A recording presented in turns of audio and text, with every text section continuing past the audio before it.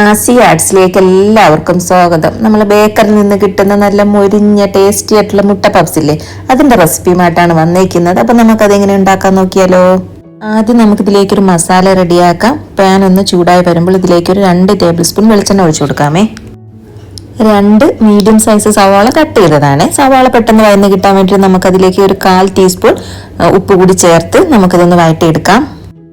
സവാള ഒന്ന് വഴന്ന് വന്നിട്ടുണ്ട്. ഇനി നമുക്കിതിലേക്ക് ഇഞ്ചി വെളുത്തുള്ളി പേസ്റ്റും കൂടെ ചേർത്ത് അവയുടെ പച്ചമണം മാറുന്നത് വരെ ഒന്ന് വഴറ്റിയെടുക്കാമേ. 1/4 ടീസ്പൂൺ മഞ്ഞൾപ്പൊടി, 1/2 ടീസ്പൂൺ കാശ്മീരി മുളക് പൊടി, 1/2 ടീസ്പൂൺ എരിവുള്ള മുളക് പൊടി, 1/2 ടീസ്പൂൺ മല്ലിപ്പൊടി, 1/4 ടീസ്പൂൺ ഗരം മസാല. ഇവയുടെ പച്ചമണം മാറുന്നത് വരെ നമുക്കൊന്ന് ചൂടാക്കിയെടുക്കാം. ഇനി ഇതിലേക്ക് ഒരു ചെറിയ തക്കാളിയുടെ പകുതി കട്ട് ചെയ്തതും 1/4 ഗ്ലാസ് വെള്ളവും കൂടെ ചേർത്ത് അടച്ചു വെച്ച് നമുക്കൊന്ന് വേവിച്ചെടുക്കാം. തക്കാളി നല്ലതുപോലെ വെന്ത് വന്നിട്ടുണ്ട്. ഇനി വെള്ളത്തിന്റെ അംശമായിട്ട് വെള്ളം തോന്നുവാണെങ്കിൽ തുറന്നു വെച്ച് അതൊന്ന് ഡ്രൈ ആക്കി എടുക്കാം. എന്നിട്ട് അതിലേക്ക് കുറച്ച് മല്ലിയില കൂടി ചേർത്ത് ഫ്ലെയിം ഓഫ് ചെയ്യാം. അപ്പൊ നമ്മുടെ മസാല ഇവിടെ റെഡി ആയി വന്നിട്ടുണ്ട്. റെഡിമെയ്ഡ് ആയിട്ട് തന്നെ വാങ്ങിക്കാൻ കിട്ടുന്ന പഫ് പേസ്ട്രിയാണ് എടുത്തേക്കുന്നത്.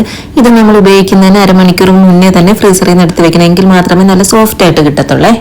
നമുക്കിതിന്റെ 4 സൈഡും നമ്മുടെ സാധാ വെള്ളമില്ല, അത് വെച്ചിട്ടൊന്ന് തുടച്ചെടുക്കാം. അപ്പൊ നമുക്ക് ഒട്ടിച്ചെടുക്കുമ്പോൾ നല്ല എളുപ്പത്തിന് ഒട്ടി കിട്ടാൻ വേണ്ടിയിട്ടാണ്. ഇനി നമുക്കിതിന്റെ നടുഭാഗത്തായിട്ട് മസാല വെച്ചു കൊടുക്കാം. ഒരുപാട് മസാലയൊന്നും വെച്ചു കൊടുക്കണ്ട, എങ്കിൽ പിന്നെ നമുക്ക് ബോക്സ് ആക്കി എടുക്കാനൊക്കെ കുറച്ച് പാടായിരിക്കും. ഇനി ഇതിന്റെ മുകളിലേക്ക് നമുക്ക് പുഴുങ്ങിയ മുട്ടയുടെ പകുതി കൂടി വെച്ചു കൊടുത്ത് നമുക്ക് ഇതൊന്ന് അടച്ചെടുക്കാം.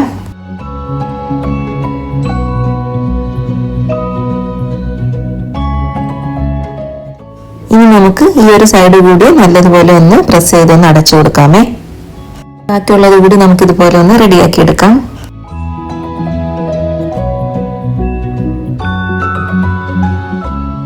ഞാനിവിടെ എയർ ഫ്രയറിലാണ് ചെയ്തെടുക്കുന്നത്. അപ്പൊ നമുക്ക് പെട്ടെന്ന് ഇളകി വരാൻ വേണ്ടിയിട്ട് ഞാൻ ഇതിലേക്ക് കുറച്ച് ഓയിൽ ഒന്ന് സ്പ്രെഡ് ചെയ്ത് കൊടുത്തിട്ടുണ്ട്. ഇനി ഇതിന്റെ മുകളിലേക്ക് ഒരു മുട്ട അടിച്ചെടുത്തതാണ് ഒന്ന് ബ്രഷ് ചെയ്ത് കൊടുക്കുന്നത്. അപ്പൊ നമ്മുടെ പപ്സിന് നല്ല കളർ കിട്ടാനും ഗ്ലേസിങ് കിട്ടാനൊക്കെ വേണ്ടിയിട്ടാണേ. നമുക്കിത് എല്ലാത്തിലും ഒരുപോലെ സ്പ്രെഡ് ചെയ്ത് കൊടുക്കാം. എന്നിട്ട് നമുക്ക് ഈ പേപ്പർ ഒന്ന് മാറ്റിയതിന് ശേഷം നമുക്ക് എയർ ഫ്രയറിന്റെ അകത്തേക്ക് വെച്ചു കൊടുക്കാമേ.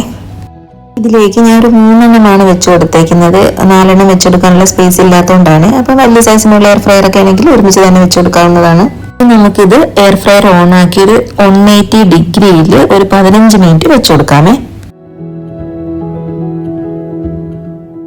നല്ല ക്രിസ്പി ആയിട്ടുള്ള അതുപോലെ നല്ല ടേസ്റ്റി ആയിട്ടുള്ള ഒരു മുട്ട പപ്സ് ഇവിടെ റെഡിയായി വന്നിട്ടുണ്ട്. നിങ്ങൾ കാണുമ്പോൾ തന്നെ മനസ്സിലാവും 2 സൈഡും നല്ലതുപോലെ മുരിഞ്ഞു വന്നിട്ടുണ്ട്. അപ്പൊ നിങ്ങൾക്ക് മുരിഞ്ഞു വന്നിട്ടില്ലേ കുറച്ച് സമയം കൂടെ വെച്ചു കൊടുത്താൽ മതി. നിങ്ങൾ എല്ലാവരും ഇതൊന്ന് ട്രൈ ചെയ്ത് നോക്കണേ. ഈ വീഡിയോ ഇഷ്ടപ്പെട്ടെങ്കിൽ ലൈക്ക്, ഷെയർ, കമന്റ്, സബ്സ്ക്രൈബ് ചെയ്യുക. അടുത്ത വീഡിയോയിൽ നമുക്ക് വീണ്ടും കാണാം.